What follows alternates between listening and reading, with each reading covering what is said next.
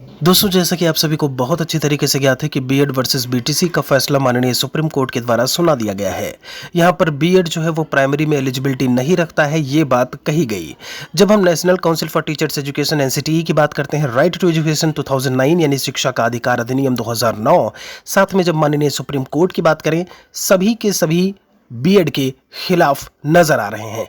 यहाँ पर अपने इस वीडियो में, ये वीडियो काफ़ी लंबा हो सकता है, तो आप लास्ट तक रहेंगे तो आपको सारी बातें, सारी चीज़ें बहुत अच्छी तरीके से समझ में आएंगी कि जो अभी बीएड के अभ्यर्थियों के द्वारा जो ट्विटर कैंपेन की बात करें, या फिर अगर हम बात करें एक लेटर भेजने को लेकर के बात करें, जो अब धरना पर बैठने को लेकर के बात करें, क्या इन सभी के करने से, क्या ऑर्डिनेंस लाने से, क्या अध्यादेश लाने से परिवर्तन किया जा सकता है, चेंजेस हो सकते हैं, क्या बीएड फिर से प्राइमरी में आ सकता है, या फिर ये सारी की सारी चीज़ें जो है वो नल एंड वॉइड ही रहेंगी। आप सभी का बहुत बहुत स्वागत है महेश एकेडमी यूट्यूब चैनल पर। यहां पर जब हम बात करें किसी भी नियम कानून को लेकर के, सबसे पहले हम ये बात करेंगे कि किस ग्राउंड पर, किस बेसिस पर माननीय सुप्रीम कोर्ट ने बीएड को प्राइमरी में एलिजिबल नहीं माना है। उनमें अगर हम सबसे पहली चीज को लेकर के बात करें तो उसका कहना था, जब हम आरटीई एक्ट की बात करते हैं, राइट टू एजुकेशन 2009, तो उसका कहना था कि वो देता है क्वालिटी एजुकेशन।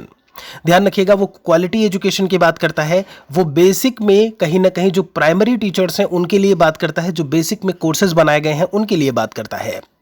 यहां पर जब हम बेसिक के कोर्स की बात करते हैं तो वो डीएलएड या फिर बीटीसी ही मान्य माना जाता है। दूसरी चीज को लेकर के बात करें तो पेडागोजिकल इश्यूज की बात करें तो ये कहना था उसका कि जब हम शिक्षण शास्त्रीय मुद्दे की बात करते हैं तो वो बीएड स्टूडेंट्स को नहीं पढ़ाया जाता, या फिर जो ट्रेनिंग दी गई है पेडागोजिकल इश्यूज के संबंध में वो बेहतर जानते हैं डीएलएड वाले, इसीलिए उन्हें प्राइमरी में वैलिड माना गया और जो बीएड वाले हैं उन्हें इनवैलिड कहा गया।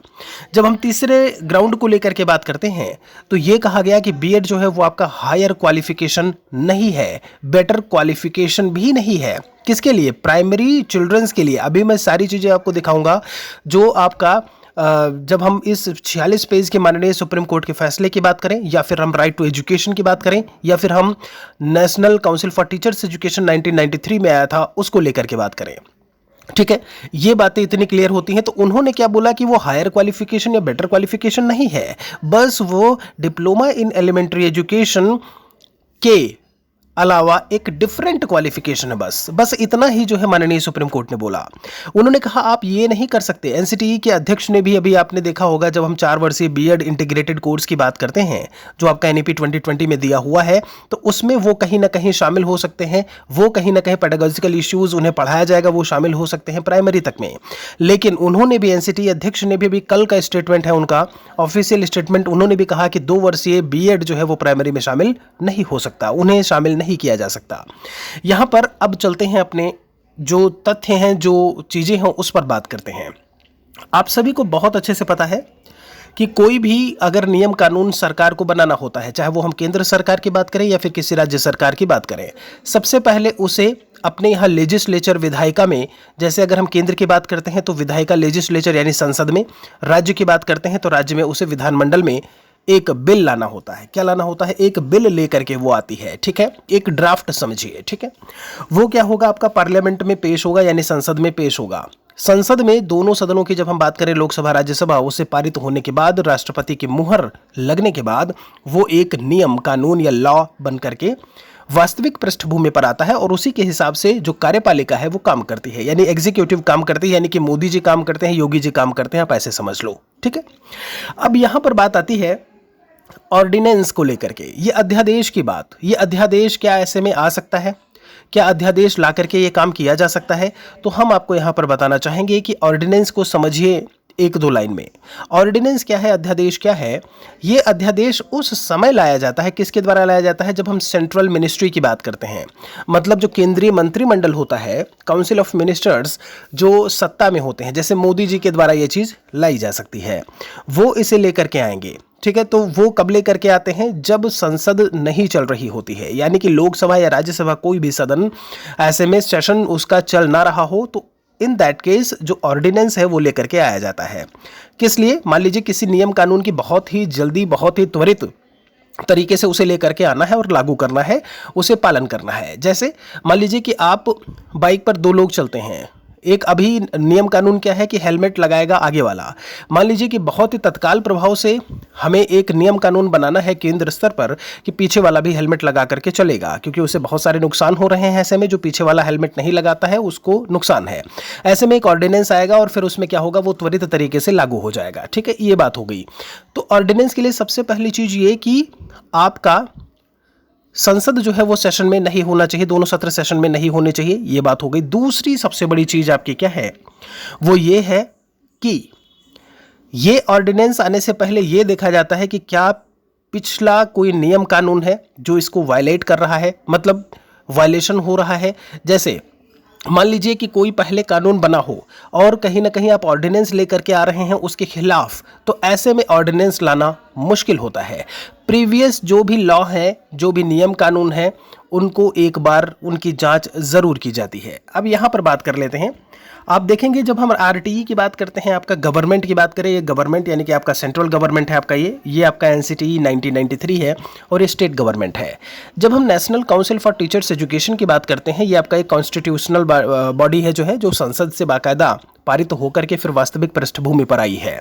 यहाँ पर जब हम राइट टू एजुकेशन 2009 की बात करें, उसकी जो भी चीज़ें, जितनी भी चीज़ें हैं वो लागू कौन कर रहा होता है, वो एनसीटीई क्या करता है, लागू करता है। अब एनसीटीई क्या करता है, जितने भी स्टेट गवर्नमेंट है, यहाँ पर ध्यान दीजिएगा, जितने भी स्टेट गवर्नमेंट्स हैं उनसे क्या लेता है, ऐसे में सुझाव लेता है कि आपके यहाँ पर क्या चीज़ें हैं, आपके यहाँ पर क्या चीज़ें हैं, जो भी होगा उसके बाद वो एक सम्मिलित, एक इंटीग्रेटेड नियम कानून बनाता है और उसे वो फिर पूरे देश में हर एक राज्यों में लागू करवाता है। ठीक है, यहाँ पर जब हम एनसीटीई की बात करते हैं तो एनसीटीई क्या है, जब हम इस गवर्नमेंट की बात करें, ध्यान दीजिएगा, जो सेंट्रल गवर्नमेंट है, ये एनसीटीई की जो भी चीज़ें हैं, जो भी नियम कानून है, उनमें चेंजेस ला सकती है। अभी उसके लिए भी हम आगे बात करेंगे, उसमें नियम कानून उनमें चेंजेस वो ला सकती है। समय समय पर हम एनसीटीई की बात करें तो वो गवर्नमेंट की चीज़ों को सुनेगी और गवर्नमेंट क्या करेगा, एनसीटीई को नियम कानून बनाने के लिए ऐसे में बोल सकता है और एनसीटीई नियम कानून बना सकती है। बिल्कुल 2018 28 जून 2018 का नोटिफिकेशन 69,000 शिक्षक भर्ती वाला, जो जिसमें बीएड अभ्यर्थी शामिल हुए थे। अब आगे चलते हैं। यहाँ पर जब हम बात करते हैं तो सुप्रीम कोर्ट ने कई बातें बोली। सबसे पहले यहाँ पर आप देखेंगे, ये है आपका आरटीई राइट टू एजुकेशन 2009। इसमें बताया गया है शिक्षकों की नियुक्ति, उनकी अर्हताएं, उनके सेवा से संबंधित नियम शर्तों के बारे में यहाँ पर जानकारी जो है वो दी गई है। ठीक है, अब आगे चलते हैं। यहाँ पर जब हम एनसीटीई, ये आपका जो है 1993, चूंकि आपको पता है होना चाहिए कि यहाँ पर 1993 में जो national council for teachers education है वो वास्तविक पृष्ठभूमि पर आया था, उसने काम करना शुरू किया था। जब हम यहाँ पर बात करते हैं, इस चीज़ को समझिएगा, बाय इंक्लूडिंग बीएड, ये आपका 46 पेज का, जब हम नियम कानून की बात करते हैं, माफी चाहेंगे, जब हम जजमेंट की बात करते हैं जो कि माननीय सुप्रीम कोर्ट के द्वारा दिया गया, उन्होंने बोला B Ed as a qualification for teachers for primary schools, the central government has acted the provisions of the constitution and the laws। जरा यहाँ पर acted against, आप जरा देखिएगा, नियम कानून के विरुद्ध इसने काम किया। कैसे काम किया? एनसीटीई का काम होता है सारे स्टेट से क्या करना, सारे स्टेट से जानकारी लेना कि क्या बीएड को प्राथमिक में शामिल किया जाए। तो आपको भी बहुत अच्छे से पता है कि जब हम 28 स्टेट्स की बात करते हैं तो सारे स्टेट उसके पक्ष में नहीं होंगे, और जब सारे स्टेट उसके पक्ष में नहीं हैं और कि सेंट्रल गवर्नमेंट ने बोला एक यूपी स्टेट को लेकर के 2018 में कि आप इनको शामिल करिए, ऐसे में तो इन्होंने लॉ के अगेंस्ट काम किया ना। Central government has acted against, तो सेंट्रल गवर्नमेंट को जो है इसके खिलाफ जो है ये जो काम करने की चीज़ है उसको भी कहीं ना कहीं मेंशन किया गया है जजमेंट में। आगे क्या कहते हैं यहाँ पे, अब देखिएगा, इन्होंने इसमें बताया हुआ है, इसमें इन्होंने कहा कि एज अ क्वालिफिकेशन, देखिए इसमें हायर क्वालिफिकेशन को लेकर के बात की। आगे थोड़ा सा भी चलेंगे तो आपको चीज़ें समझ में आएंगी। आप यहाँ पर देखिए, article 21 free and compulsory education के बारे में बात करता है, निःशुल्क और अनिवार्य शिक्षा के बारे में बात करता है। ठीक है, जब हम बात करते हैं क्वालिटी एजुकेशन को लेकर के, जब माननीय सुप्रीम कोर्ट ने अपना फैसला दिया, उन्होंने क्या कहा, आपने एम्प्लॉयमेंट के लिए, आपने नौकरी देने की अगर हम बात करते हैं, आपने नौकरी देने के लिए ये काम किया, ना कि क्वालिटी एजुकेशन देने के लिए। ये बात भी उसने अपने, जब हम अपने जजमेंट की उसकी बात करते हैं तो उसने जजमेंट में ये बात उसने लिखी हुई है। आप यहाँ पर देखेंगे, अभी वो चीज़ हम आपको आगे दिखा देंगे। ठीक है, देखिए इसमें लिखा हुआ है B.Ed as a qualification for teachers in primary school is an academic decision which has to be taken after proper study by the academic body NCTE। देखिए, जब NCTE कोई नियम कानून बनाता है, NCTE की चीज़ों को जरा समझते हैं। यहाँ पर देखिएगा, परिषद के कृत्यों को लेकर के बात करें कि ये परिषद काम कैसे करेगा। ये NCTE का ही आपका अध्याय 3 में 1993 में ये बात दी हुई है कि परिषद काम कैसे करेगा। तो परिषद को काम करने के लिए यहाँ पर जरा इस पॉइंट को देखिएगा कि वो क्या करेगी, विभिन्न पहलुओं के संबंध में सर्वेक्षण और अध्ययन करेगी, उसके बाद ही वो काम करेगी। बात समझ रहे हो आप? तो जब इन्होंने ना तो कोई स्टडी किया, इन्होंने एक स्टेट की बात की, सेंट्रल गवर्नमेंट ने बोला और उनको फिर B.Ed में प्राइमरी में इन्होंने शामिल कर दिया। इसी चीज़ को लेकर के यहाँ पर जजमेंट में कहा गया कि आपने क्या किया। कोई भी, जब हम बात करते हैं किसी भी एकेडमिक बॉडी की बात करें और आपने कुछ भी ऐसा नहीं किया, आपने एक्सपर्ट बॉडी जो होती है उसका आपने चयन नहीं किया। वो एक्सपर्ट बॉडी क्या करती है, वो यही करती है, NCTE की एक्सपर्ट बॉडी है, वो क्या करती है, सारे स्टेट्स का एक आउटकम लेती है कि क्या B.Ed को प्राइमरी में शामिल किया जाए, और उसके बाद वो नियम कानून बनाती है और वही चीज़ें पूरे उसमें लागू होती हैं टीचर्स वाले रिक्रूटमेंट के लिए। बात समझ में आ रही है? आगे यहाँ पर जब हम बात करते हैं, अब ये है, जैसे अगर बात करें कि मान लीजिए चाहता है सेंट्रल गवर्नमेंट, चाहता है कि चलिए ठीक है NCTE की चीज़ों को अगर सेंट्रल गवर्नमेंट अध्यादेश लाना चाहता है, बहुत अच्छे से समझिएगा, तो उसे सबसे पहली चीज़ यहाँ पर जो NCTE 1993 है उसकी चीज़ों को कहीं ना कहीं खारिज करना होगा। राइट टू एजुकेशन, शिक्षा का अधिकार 2009, उसको कहीं ना कहीं दरकिनार करना होगा। क्योंकि जब हम बात करते हैं यहाँ पे केंद्र सरकार के द्वारा निर्देश या परिषद को अधिष्ठित करने की शक्ति, ये किसका है? ये धारा जब हम 30 की बात करते हैं, NCTE 1993 में दिया हुआ है कि केंद्र सरकार चाहे तो NCTE की चीज़ों को रद्द कर सकती है, ख़त्म कर सकती है। बट आपको ये जानने की ज़रूरत है, सब कुछ इसमें आप पढ़ेंगे तो लिखा है, यदि केंद्रीय सरकार की यह राय है कि परिषद इस अधिनियम द्वारा या उसके अधीन उस पर अधिरोपित कर्तव्यों का पालन करने में असमर्थ है, समझिएगा, तो उसका या फिर व्यतिक्रम किया गया है, तो ऐसे में वो क्या कर सकती है, वो यहाँ पर इनको बदल सकती है, इसको चेंज कर सकती है। लेकिन यहाँ पर आगे ये बात ज़रूर कही गई है, परंतु केंद्रीय सरकार उपधारा, इसमें क्या कहा गया है, इसमें ये बात कही गई है कि केंद्र सरकार NCTE के साथ ऐसा तभी कर सकती है जब NCTE ने उसकी चीज़ों को ना माना हो।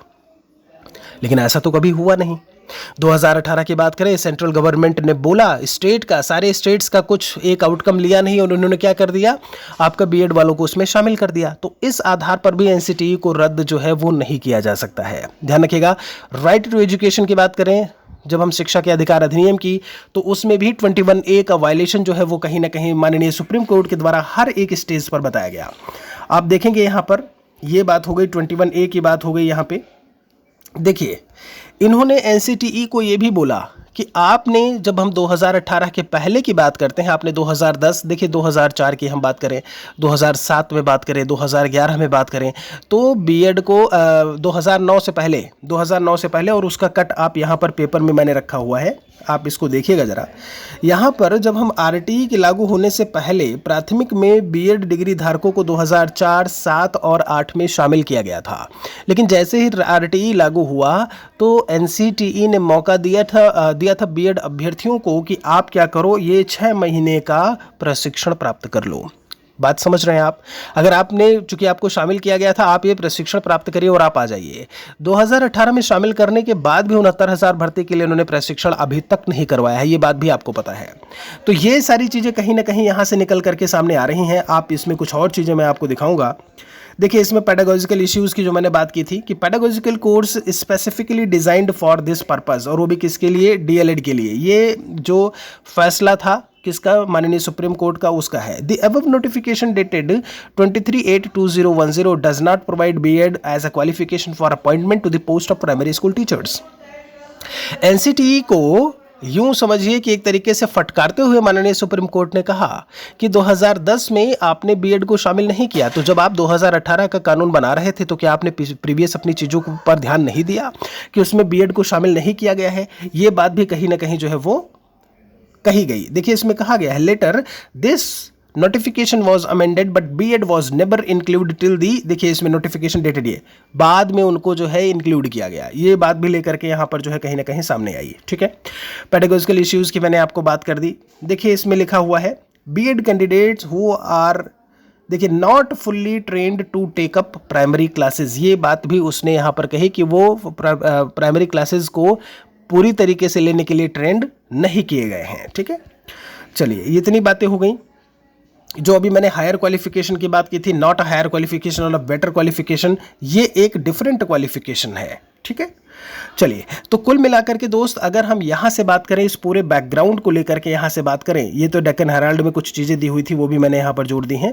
तो कुल मिलाकर के अगर यहाँ से बात की जाए तो जो संशोधन है वो ज़रूर किया जा सकता है, उनमें परिवर्तन ज़रूर लाया जा सकता है, लेकिन जब एनसीटीई ने, ध्यान दीजिएगा, जब एनसीटीई ने उनके नियम कानूनों को नहीं माना हो तभी आप उसमें चेंजेस भी कर सकते हैं। और आपको ये बात बहुत अच्छे से पता है कि माननीय सुप्रीम कोर्ट का जो फैसला होता है उसमें बहुत ही मुश्किल होता है ऐसे में कि आप उसको चेंज कर पाए या उसके खिलाफ आप कोई जा करके एक याचिका की बात करें या फिर एक अध्यादेश लाने की बात करें, इसमें सरकार भी कहीं ना कहीं पीछे हटती है।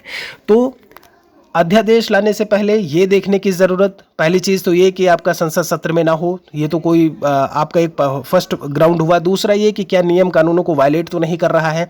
तो आरटीई पहले से ही बना हुआ है जो बेसिक एजुकेशन की बात कर रहा है, और एनसीटीई जो है बना हुआ है वो भी किसकी बात कर रहा है, बेसिक एजुकेशन को लेकर के बात कर रहा है। ठीक है, तो ऐसे में जब हम बात करें, मतलब बेसिक एजुकेशन यानी कि जो डीएलएड है उसको प्राइमरी में लाने की बात कर रहा है, तो इन दोनों चीज़ों से कहीं ना कहीं सामना करना होगा अध्यादेश को, और उसके बाद ही कहीं वो वास्तविक पृष्ठभूमि पर आ सकेगा। यहां पर यह वीडियो आपको कैसा लगा कमेंट सेक्शन में लिखिएगा ज़रूर। मेरे लिए कोई सुझाव है तो भी आप कमेंट सेक्शन में लिख सकते हैं। एक और वीडियो में मिलेंगे जल्दी ही। शुक्रिया आप सभी का।